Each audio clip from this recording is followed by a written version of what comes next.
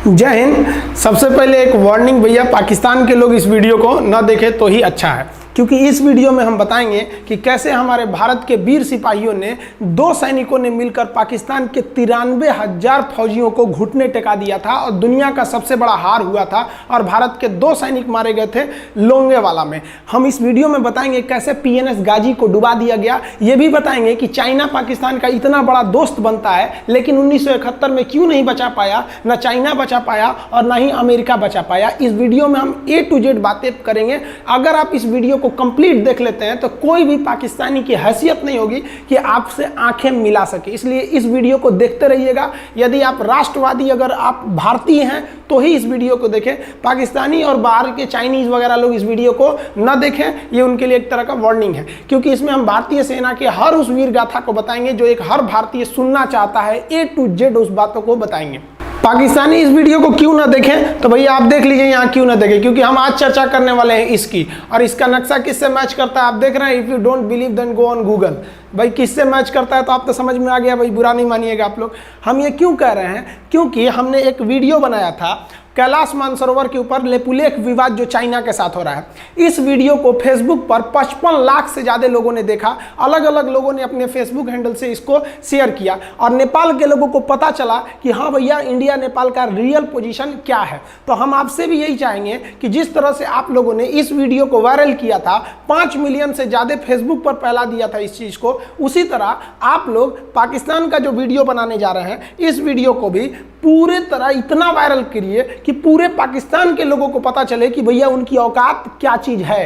ध्यान से समझिए, जब भारत पाकिस्तान का विभाजन हुआ तो उसी समय पाकिस्तान 2 भाग में था। एक इधर वाला जो एरिया है, इसे हम लोग कहते थे पश्चिमी पाकिस्तान, जो मेन पाकिस्तान का एरिया है। और ये जो आज आप बांग्लादेश देख रहे हैं, ये बांग्लादेश नहीं था, बल्कि ये उस वक्त पूर्वी पाकिस्तान था। पूर्वी पाकिस्तान के लोग बंगाली भाषा को बोलते थे। पाकिस्तान के लोग इन लोगों को बड़ा भद्दे मजाक करके बोलते थे, कहते तुम लोग गधे हो, कुछ नहीं जानते हो, किसी काम लायक नहीं हो, यूजलेस हो लोग, तुम लोग छोटे हो, काले हो, मतलब उल्टा सीधा मजाक कर रहे थे। पश्चिमी पाकिस्तान के लोग इधर के लोगों को पसंद नहीं करते थे। हो गया नहले पे दाला 1970 में। 1970 में इस पूर्वी पाकिस्तान के शेख मुजीबुर रहमान चुनाव जीत गए और वो यहाँ के प्रधानमंत्री के पद के चुनाव जीत गए। अब यहाँ की आर्मी ने क्या किया, उनको शपथ ही नहीं दिला रहे थे। इसलिए 70 के चुनाव जीतने के बाद शेख मुजीबुर रहमान जब देखे कि ऐसा है, तो उन्होंने अपना भाषण दिया 7 मार्च को और कहा कि अब हम इस पूर्वी पाकिस्तान को एक अलग देश बनाएंगे जिसका नाम रहेगा बांग्लादेश।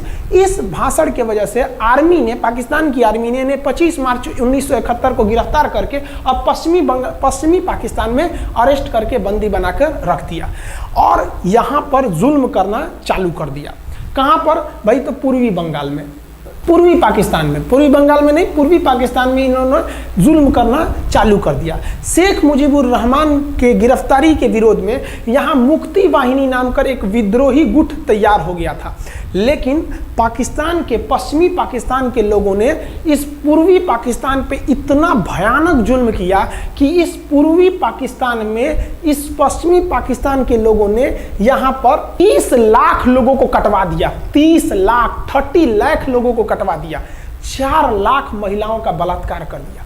अपने देश के 4 लाख औरतों का रेप किया। यहाँ पे इतना भयानक वो दृश्य है कि अगर हम उसको YouTube पे दिखा देंगे ना, तो YouTube हमारे ऊपर क्लेम करेगा, भैया आप ये सब इतने भयानक दृश्य नहीं दिखा सकते। आप अंदाजा लगाइए इनकी क्रूरता का। ये अपने देश पर इतना भयानक जुल्म कर रहे हैं। इतना भयानक जुल्म किया इन लोगों ने कि शेख मुजीबुर रहमान की गिरफ्तारी के बाद इस जुल्म का नतीजा ये हुआ कि अप्रैल 1971 तक भारत में यहाँ से लोग भाग के आ गए कि भैया हम जिंदा रहेंगे तब तो।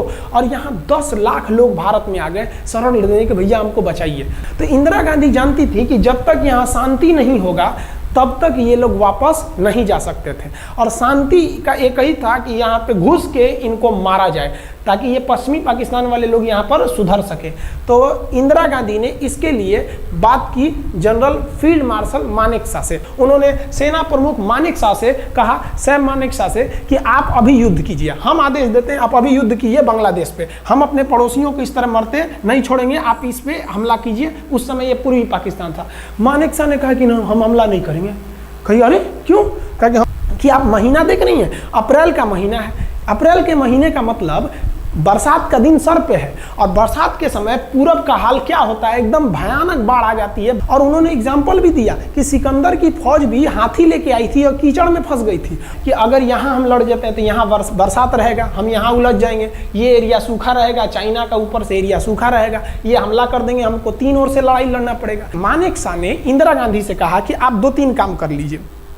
कब तक के लिए कि नवंबर तक हम लोग युद्ध नहीं करेंगे, लेकिन अप्रैल से नवंबर के बीच में हम अपने सैनिकों को इस एरिया में लड़ने के लिए ट्रेनिंग दे सकते हैं, मुक्ति वाहिनी उसको हम ट्रेनिंग दे सकते हैं। और इसी में 1971 में हमारी जो थी भारत और रूस की एक समझौता पर हस्ताक्षर हो गया। अब हम लोगों ने पाकिस्तान को एक बारूद के ढेर पर बैठा दिया था। इंतजार था तो इस बात का कि उस बारूद में एक चिंगारी की और पाकिस्तान तबाह हो जाता। इत्तेफाक देखिए, उस बारूद के ढेर पर खुद चिंगारी जलाई पाकिस्तान ने। कैसे, तो समझिए कैसे। हम लोग का था कि इधर हम लोग ऑफेंसिव हो जाएंगे, मतलब इधर भयानक हमलावर हो जाएंगे, और इधर हम लोग डिफेंसिव रहेंगे, मतलब इधर कम हमला करेंगे, ताकि हम लोग का मेन मकसद पाकिस्तान से युद्ध नहीं था। हमारा मेन मकसद था हमारे अपने बांग्लादेशी भाइयों पर जो जुल्म हो रहा था, जो उनकी बहनों को रेप हो रहा था, इतना भयानक किया था वहाँ पर पाकिस्तानियों ने कि बाप के सामने बेटी का रेप करते थे और उसके बाद बाप को मार के कहते थे तू भी रेप कर। इतना मतलब मानवता पूरी खत्म कर दिया गया वहाँ पर। तो भारत ने कहा कि इधर हम डिफेंसिव रहेंगे। पाकिस्तान को ये खबर लग गई कि भारत ना इधर कमज़ोर है। अरे भैया, इधर हम कमज़ोर थोड़ी हैं, इधर कम सैनिक रखे हैं और इधर हम भयानक रखे हैं, तो इसका मतलब ये थोड़ी है कि हम कमज़ोर हो जाएंगे। भैया कहा जाता है ना कि सोनार के घर का कचड़ा भी बनिया के बादाम से महंगा बिकता है। देखिए, हम लोग ठंडी का इंतजार ही कर रहे थे कि पाकिस्तान ने गलती कर दिया। उसने 3 दिसंबर को अचानक हमला कर दिया श्रीनगर पे, पठानकोट पर, चंडीगढ़ पर, यहाँ पर आगरा हवाई अड्डे पर तबातोड़ हमला कर दिया। एयरफोर्स का इतना भयानक हमला पाकिस्तान का भारत पर हुआ कि भारत देखते रह गया। धड़ पाकिस्तान की जहाजें एंट्री मार गई सब भारत में, उसकी एयरफोर्स एंट्री कर दी। इतना भयानक हमला था, इतना भयानक कि भारत का एक भी सैनिक नहीं मरा। समझ रहे ना कितना भयानक हमला था। अरे भाई, आप यहाँ पर घुस जाएंगे हमारे देश में तो क्या हो जाएगा भैया, मूस मोटइयन लोढ़ा हुईन, हाथी घोड़ा थोड़े हुईन। भारत तो इसी का इंतजार कर रहा था। देहात में कहावत कहा जाता है कि रोए के रानी तले अखिए खुदा गई। भैया, हम प्लाने कर रहे थे कि हमला करने के लिए कि आप हमारे पे हमला करिए दीजिए। अब विश्व का भी दबाव नहीं आएगा हमारे ऊपर कि भैया हमला तो आपने किया है, अब हम लोग छोड़ेंगे नहीं। भारत एकदम दृढ़ निश्चय कर लिया। इसी बीच पाकिस्तान को एक खतरनाक खबर लग गई। क्या थी खबर भाई? तो देखिए, पाकिस्तान को खबर लगी कि भारत की ज़्यादातर फौज इस पूर्वी पाकिस्तान की ओर डिप्लॉयड है और यहाँ राजस्थान के जैसलमेर जिला में एक जगह है लोंगेवाला। उस लोंगेवाला में केवल और केवल 120 फौजी हैं। और अगर पाकिस्तान ने सोचा कि 120 फौजियों को हम रातों रात मार देते हैं तो उस समय एयरफोर्स रात में लड़ाई नहीं कर सकती थी, इसलिए इन्होंने लोंगेवाला में एंट्री मार दी। पूरी भयानक टैंक लेकर, फौज लेकर, इन्फेंट्री लेकर, और उसको वो लोग लोंगेवाला में घुसने के लिए चल दिए। और लोंगेवाला में भारत के पास केवल 120 सिपाही थे, केवल 120, और उन पर वो हजारों की संख्या में टूट पड़े। लेकिन घबराना नहीं चाहिए, क्योंकि चींटियां तादाद में कितनी भी क्यों ना हो जाए, गन्ना घसीट के नहीं ले जा सकती हैं। लोंगेवाला में जो ड्यूटी थी उस समय कुलदीप सिंह चांदपुरी जी का। कुलदीप सिंह चांदपुरी सरदार हैं, आप देखे होंगे बॉर्डर मूवी में इनका रोल सनी देओल ने किया है। अब ये कुलदीप सिंह, ये भैया पंजाबी सिख, अब ये लोग 1.25 लाख से नीचे कुछ सोचते ही नहीं है। चिड़िया नू में बाज लड़ावा, गिद्दड़ नू में शेर बनावा, और 1.25 लाख नू एक लड़ावा, तब गोविंद सिंह नाम रखावा। खबर आया कि आपसे जो लड़ने आ रहे हैं ना पाकिस्तान की ओर से, वो ब्रिगेडियर तारिक मीर आ रहा है। उसके पास टैंक है, 2800 फौज है, बहुत ही तेज रफ्तार से आ रहा है। आपके पास केवल 120 जवान है कुलदीप सिंह, आप पीछे हट जाइए, आप पीछे हट जाइए, क्योंकि आपको हम ना, आप बहादुर हैं इसमें नो डाउट, लेकिन आप कैसे लड़िएगा उतनी भयानक फौज के पास से। यहाँ उन्होंने कहा खालसा सिख नहीं हट सकते, हम दिखा देंगे कि हम 120 भी उन पर क्या पड़ेंगे, भारी पड़ेंगे। इनके पास ना ही टैंक को उड़ाने के लिए कोई संसाधन थे, टैंक को मारने के लिए एक जीप पर लगा हुआ छोटा सा तोप था, और इनके पास 3 ठो माइंस लगे थे। माइंस समझते हैं आप लोग, टैंक जो होता है ना बम, उसको उड़ाने के लिए माइंस लगाए जाते हैं। तो देखिए ध्यान से, ये है माइंस, ये माइंस होते हैं। इस पर अगर टैंक चढ़ता है ना तो टैंक ब्लास्ट कर जाता है। तब इन्होंने दिमाग लगाया, इन्होंने क्या किया, जो खाली रेगिस्तान था ना उसमें ना आगे की ओर 3 ठो ओरिजिनल माइंस को लगा दिया, और जो खाना खाने वाला टिफिन होता है ना 4 खंदे वाला, इसे उस टिफिन को इन लोगों ने रातों रात ना बिछा दिया ऐसे लाइन से। देखिए लाइन से पाकिस्तान की टैंक आई तो शुरुआत में तो भैया ओरिजिनल माइंस था, धड़ाम से लगा, पाकिस्तान की टैंक उड़ गई। पाकिस्तान का एक टैंक उड़ा, फिर दूसरा उड़ा, तीसरा उड़ा, पाकिस्तानी एकदम डर गए सब। ब्रिगेडियर तारिक मीर कहें कि भैया यहाँ तो माइंस लगा के रखा है इन लोगों ने, एक काम करो इंजीनियरों को बुलाओ, पूरा माइंस निकालो। अब ब्रिगेडियर जो हमारे मेजर कुलदीप सिंह थे ये जानते थे कि बाबू अगर हम तुमको रात भर रोक दिए ना तो सुबह हमारी एयरफोर्स आएगी, तुमको जिंदा नहीं छोड़ेगी, इसलिए इन्होंने पूरा टिफिन बिछाया था। इन पाकिस्तानियों ने 6 घंटे लगा दिए उनको निकालने में। इंजीनियर आते थे तो डर के मारे टिफिन निकालते थे, अरे बाप रे बाप, और टिफिन में तो ईंटा पत्थर भर देते थे और डर के ले जाते, अरे भागो भागो भागो माइंस है माइंस है। इसको लगाते लगाते इन लोगों ने पूरी रात बिता दी। 3 बज गया, 3 बजे इनको पूरा सन्नाटा दिखा कि भैया ये तो टिफिन है, ये रेगिस्तान में ये तो टिफिन है। अब उन्होंने कहा कि आदेश दिया कि हमला करो, तो कुलदीप सिंह जो थे चांदपुरी, उन्होंने बालू के बीच में ऐसे गड्ढे बना रखे थे और अपने फौजियों को ना 2 किलोमीटर एरिया में बिछा दिया था, एक उधर एक इधर एक इधर, तो चारों ओर से फायरिंग होती थी। पाकिस्तानियों को लगी ना कि भैया हमको गलत इंफॉर्मेशन मिल गया है, 120 गो मिल के ऐसे थोड़े मारेगा सब, सोच रहा उधर से गोली इधर से गोली, धड़ाधड़ बम गोला दारू सब चल रहा है यहाँ पर, इतना भयानक कहीं कोई 120 आदमी मिल के ऐसे मारता है? नहीं भाई, इतना भयानक सुनसान एरिया में कहाँ से कौन मार रहा है, एकदम तबाही मचा दिया। कुलदीप सिंह चांदपुरी ने क्या तबाही मचाया था आप देखना चाहते हैं तो देखिए उन लोगों ने क्या तबाही मचाया था। ये है पाकिस्तान का टैंक, ये धज्जी उड़ गया था टैंक का, थुथुर तूर दिया इसका यहाँ पे। ये देखिए टैंक का, पाकिस्तानी देख रहे हैं कि भैया सब चक्का उक्का फेंका गया। बताइए ये चांदपुरी साहब को ऐसा करना चाहिए? ये कोई वीडियो गेम खेल रहे हैं? मार के धज्जी उड़ा दिया। अरे पाकिस्तान बच्चा है, अपने बच्चा है, बिगड़ गया, आराम से मारिए। ऐसे एकदम धज्जी उड़ा दिए हैं बेचारा सबको। पाकिस्तान के टैंक को धज्जी उड़ा के उस पर भारतीय सैनिक खड़ा होकर फोटो खिंचवा रहा था। फोटो खींच, उस समय सेल्फी नहीं था ना, आगे से फोटो खींचना, फोटो खींच यहाँ पे, आने वाली पीढ़ियों को ये प्रेरणा देगी। बताइए इतना सुंदर गाड़ी लेके आया था पाकिस्तान मारने के लिए, हाँ बेचारा ऐसे मारा जाता है? हाँ अरे ब्रिगेड मेजर साहब आप भी बच्चा है, बच्चा को थोड़ा आराम से मारिए। देखिए इसका थोबड़ा बिगाड़ दिया गाड़ी का, ओहो ऐसे नहीं मारना चाहिए। लेकिन क्या कीजिएगा, बच्चा बिगड़ जाता है तो धोना ही पड़ता है। ये हाल कर दिया रात भर में। सोचिए रात में इतना बुरा मारा, दिन में दिखता तो कुछ डाल रहा पूरा, एकदम भयानक तबाही मचा दिया मेजर कुलदीप सिंह चांदपुरी ने। इनके आगे कौन खड़े थे? ब्रिगेडियर पाकिस्तान के ब्रिगेडियर साहब। ब्रिगेडियर साहब को कहने लगी भैया ये तो बहुत बुरा मार रहा है सब।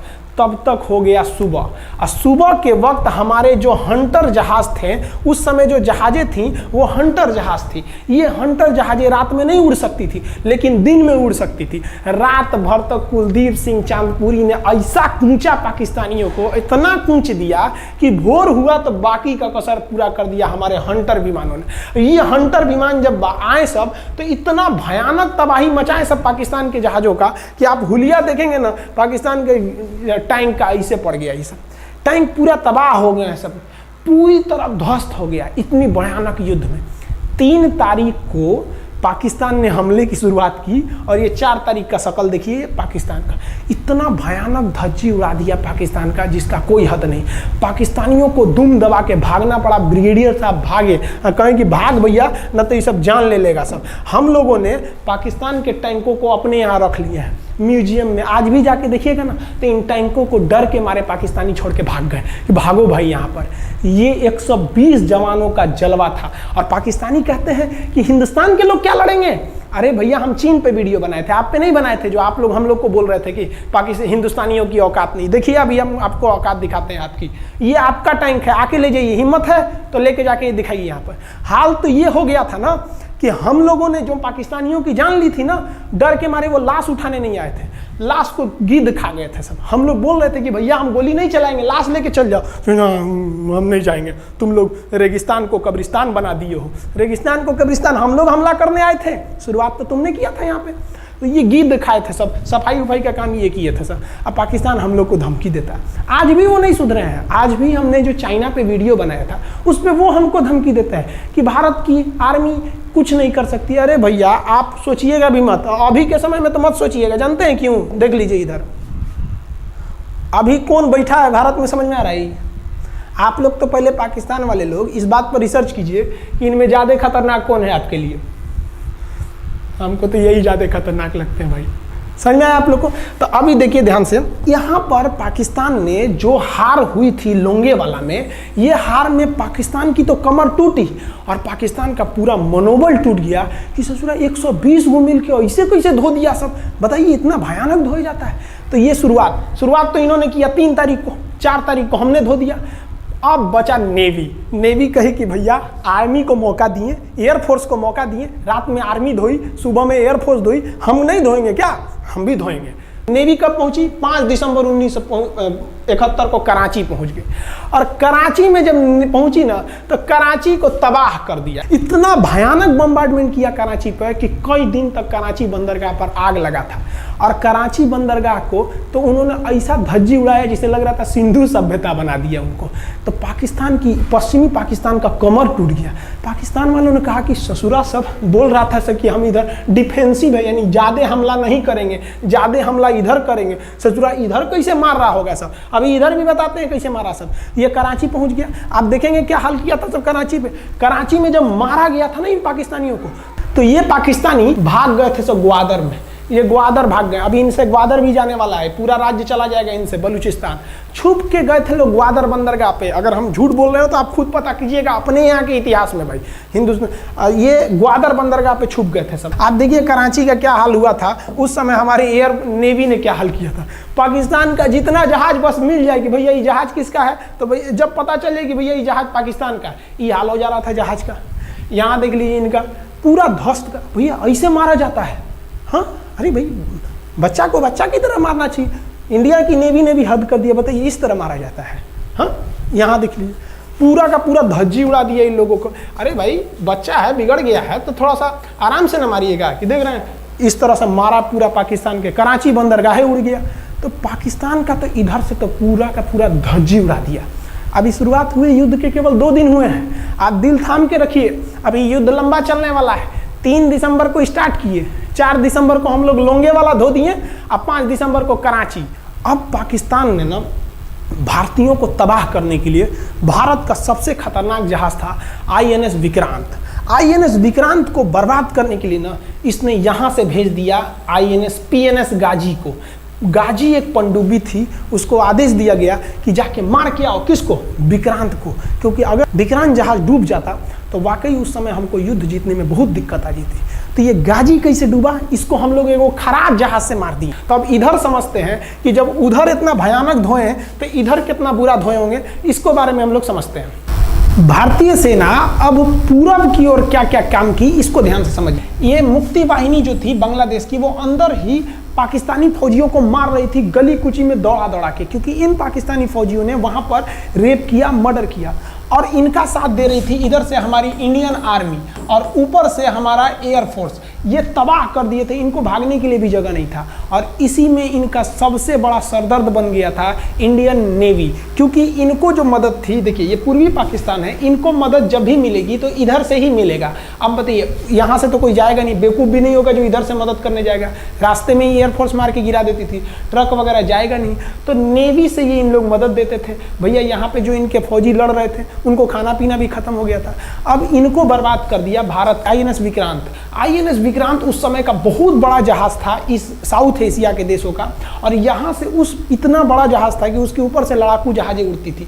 वो एयरफोर्स यहाँ से भी बम मारता था, मिसाइलें मारता था, ऊपर से लड़ाकू जहाजें और हेलीकॉप्टर छोड़ देता था, जो ताकि मुक्ति वाहिनी को कोई दिक्कत ना है। मुक्ति वाहिनी मारती थी और आर्मी पूरी तरह से उसने यहाँ से हमारा विक्रांत ने चटगांव बंदरगाह को तबाह कर दिया। अब बांग्लादेश का देखिएगा वर्तमान में, उस समय तो पूर्वी पाकिस्तान था, ये चटगांव उस समय पाकिस्तानी आर्मी नेवी का एक बहुत बड़ा केंद्र था।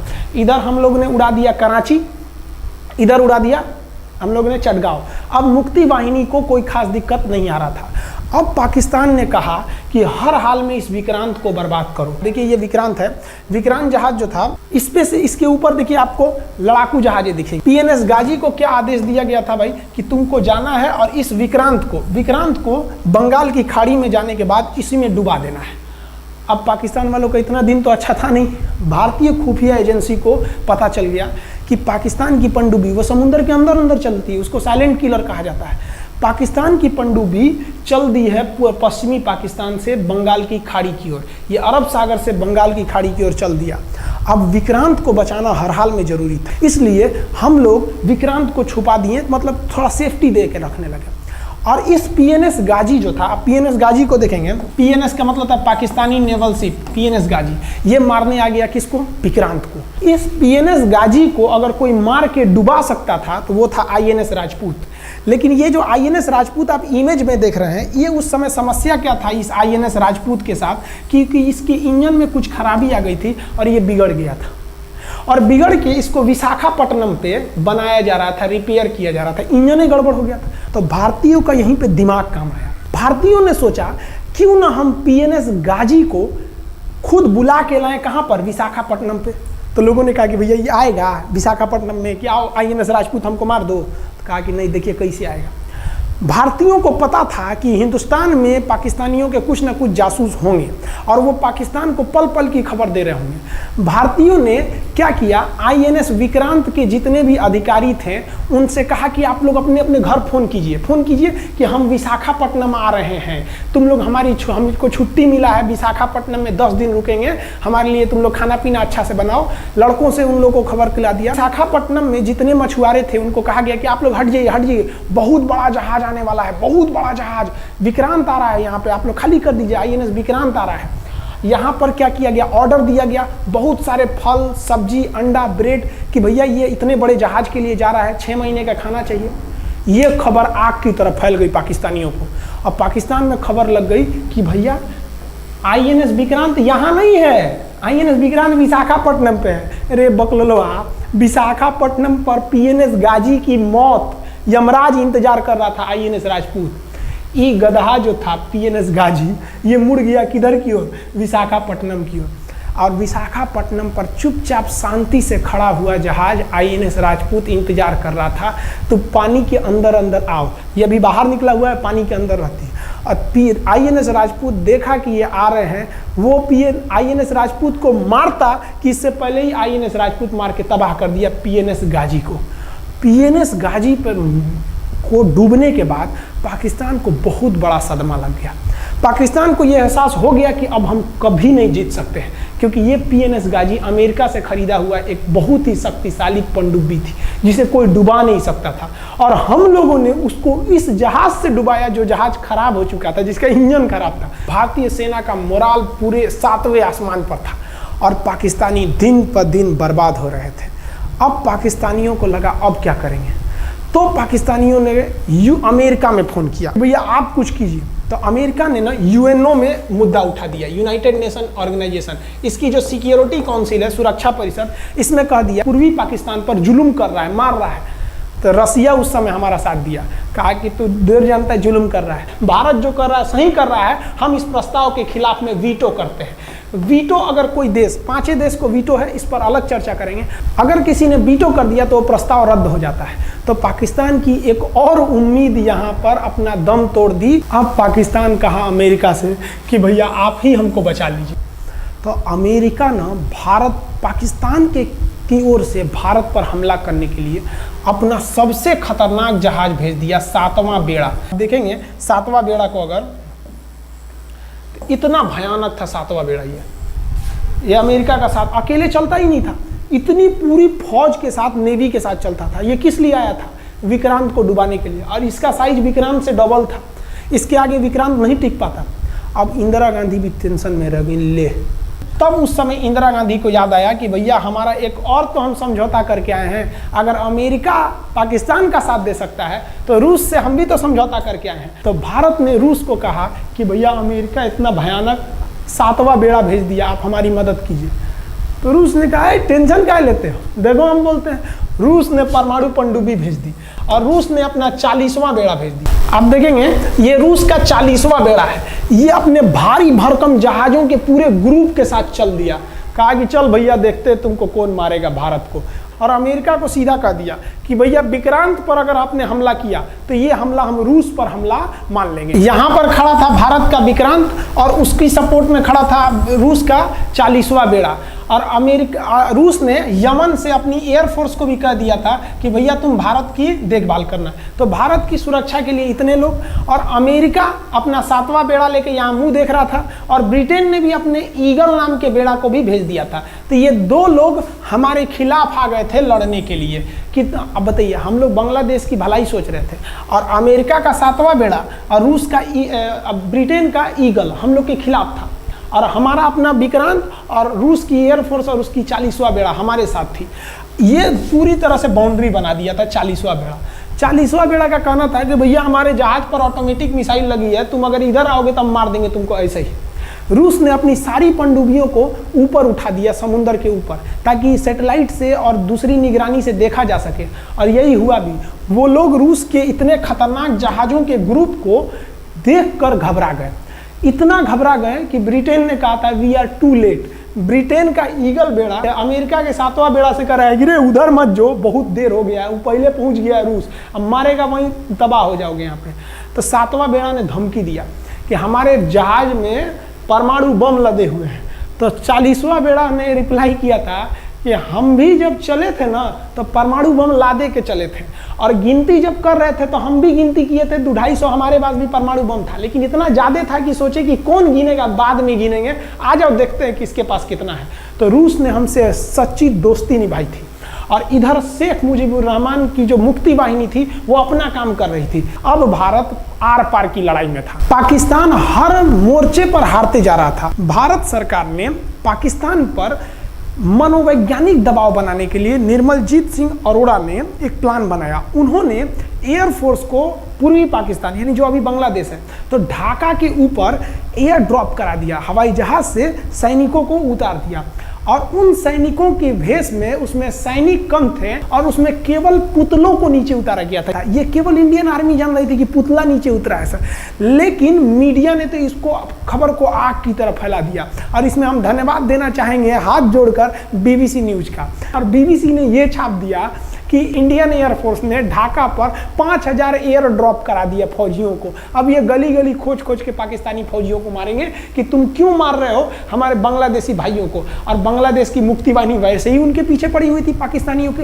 अब पाकिस्तानियों का पूरा मनोबल टूट गया, पाकिस्तानी गली गली छुप गए सब। सोचिए ये पुतला से डर जा रहे थे सब, रियलिटी में ये फौजी नहीं थे, ये पुतला गिराया गया था एयर ड्रॉप करके। अब वो लोग डर के मारे भाग गए यहाँ पर। अब एयरफोर्स ने देखा कि उसकी ये छोटे से वैज्ञानिक दबाव का इतना खतरनाक असर पड़ा है।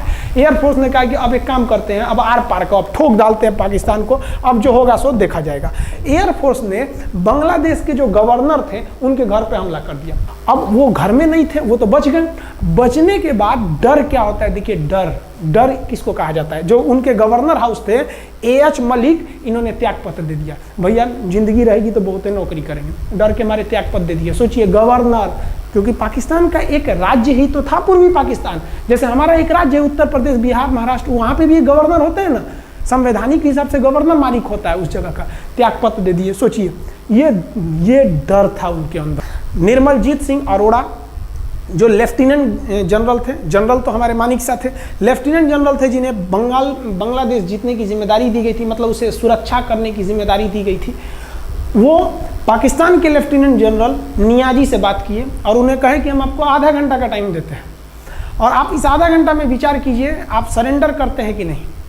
अगर आप सरेंडर कर देंगे तो हम आपको गारंटी देते हैं कि आपके सैनिकों को जिंदा रखा जाएगा, और अगर आप हमारी बात को नहीं मानेंगे, देखिए गवर्नर साहब के घर है, कोई ठीक नहीं है, आपके घर पे भी यही हो जाएगा।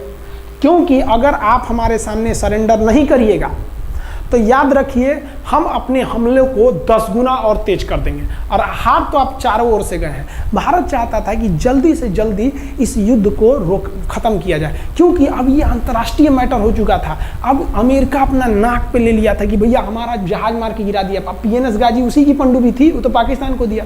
7वां बेड़ा को नहीं घुसने दिया था। अमेरिका की किरकिरी हो रही थी, ब्रिटेन के ईगल को घुसने नहीं दिया, उसकी किरकिरी हो रही थी। और भारत को उस समय लोग कहते कि ये गरीब देश है, अभी अभी आज़ाद हुआ है। 1971 में हमारी यही हाल थी और सारे लोग कर रहे थे, ससुरा हम उसको गरीब समझ रहे थे, रुआ के रख दिया अमेरिका को, हर जगह धो दिया पाकिस्तान को। अब बेचारे नियाजी क्या कर सके। नियाजी को आधे घंटे का टाइम दिया गया।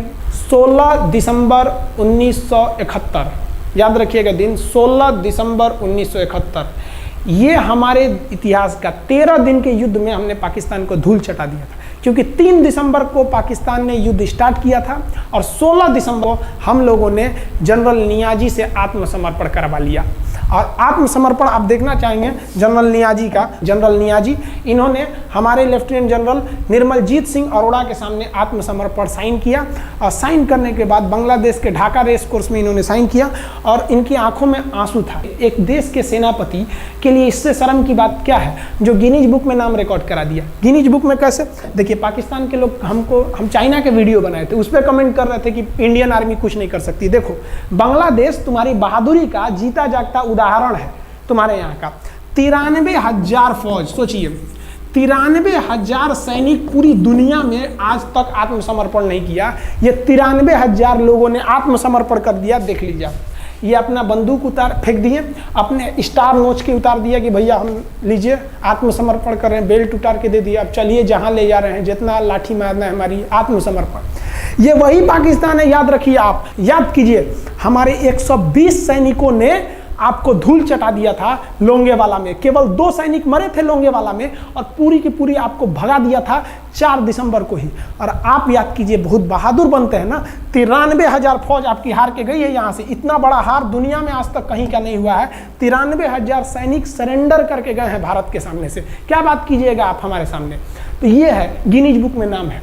ये तो है भैया पाकिस्तान की आर्मी, एक तरह से गिनीज बुक में नाम है ना जी। भले हारने से नाम है तो क्या हुआ, पाकिस्तान के लिए इससे खुशी की बात क्या हो सकती है कि भैया गिनीज बुक के नाम है। अब इन लोगों को जेल में बंद कर दिया गया, बाद में हम लोगों ने इन्हें छोड़ भी दिया था। और इस सरेंडर के बाद बांग्लादेश के जो मुक्ति वाहिनी थी उसके चेहरे पर यह मुस्कान थी कि बांग्लादेश अब स्वतंत्र हो गया। ढाका इंदिरा गांधी का स्टेटमेंट था, ढाका स्वतंत्र राजधानी है स्वतंत्र बांग्लादेश की। ये खुशी थी बांग्लादेशियों के चेहरे पर, जिनकी बहनों की इज्जत आबरू लूट ली गई थी उन्हीं देश के फौजियों के द्वारा। जिनके ये जो नियाजी थे, जब इन्हें लेफ्टिनेंट गवर्नर बना के भेजा गया था बांग्लादेश में, तो ये नहीं पूछे थे कि बांग्लादेश का स्थिति क्या है। ये पूछे थे कि जिन लड़कियों का रेप हुआ है वो कहाँ है, सब दिखाओ तो, मतलब ये भी जाके करेंगे। ये हाल था, ये इनके चेहरे पर मुस्कुराहट थी। बाद फिर मुजीबुर रहमान को पाकिस्तान से स्वतंत्र कराया गया। भारत ने जो अपना वादा किया था कि शेख मुजीबुर रहमान को स्वतंत्र करेंगे, बांग्लादेश को स्वतंत्रता दिलाएंगे, उनके अधिकारों के लिए लड़ेंगे, भारत ने अपने वादा को पूरा किया। आज शेख मुजीबुर रहमान की बेटी शेख हसीना बांग्लादेश की कमान संभाले हुई हैं। शेख हसीना, जब हमको याद है जब वो भारत आई थी तो एयरपोर्ट पे, तो मोदी जी एयरपोर्ट पर रिसीव करने गए थे, जबकि ऐसा नहीं होता है। शायद ही बांग्लादेश की प्रधानमंत्री को पूरी दुनिया में कोई बड़े देश का राष्ट्रपति रिसीव करने जाए, प्रधानमंत्री रिसीव करने जाए। तो भारत अपने पड़ोसियों का इतना ख्याल रखता है, चाहे वो नेपाल हो, भूटान हो, सबके साथ। अभी हाल फिलहाल में नेपाल के लोग थोड़ा गुस्सा हैं लिम्पियाधुरा काला पानी को लेके, लेकिन ऐसा नहीं है कि हमारा नेपाल के साथ कोई खराब रिश्ता है। हमारा नेपाल के साथ रोटी और बेटी का रिश्ता है। बांग्लादेशियों के साथ हमारा बहुत ही अच्छा संबंध रहा है। आज हमारे बांग्लादेश के साथ बहुत ही मधुर संबंध है। और बांग्लादेश को जो पाकिस्तान के लोग कहते थे ये किसी काम लायक नहीं है, ये वाले भाई लोग पाकिस्तान से आगे निकल गए। आज इनका मलमल का कपड़ा, जूट और पाम ऑयल पूरी दुनिया में फेमस है। जहाज़ों की मरम्मत में, मतलब जहाज के रिपेयरिंग में बहुत आगे निकले हैं बांग्लादेश के लोग। आई होप आप समझ गए होंगे। इस युद्ध के बाद अगर भारत चाहता तो भारत पाकिस्तान के पश्चिमी भाग को भी कब्जा कर लेता, क्योंकि यहाँ तो हम लोग हराए ही थे। उनके 93,000 फौज तो हम लोग जिंदा पकड़ लिए थे। हम उन्हीं को कह देते बंदूक लगा के कि कश्मीर खाली करो, हमारा यहाँ से वापस जाओ। लेकिन बावजूद हमने इंसानियत दिखाई थी पाकिस्तान के ऊपर। इसका बदला पाकिस्तान ने हमें क्या दिया पता है?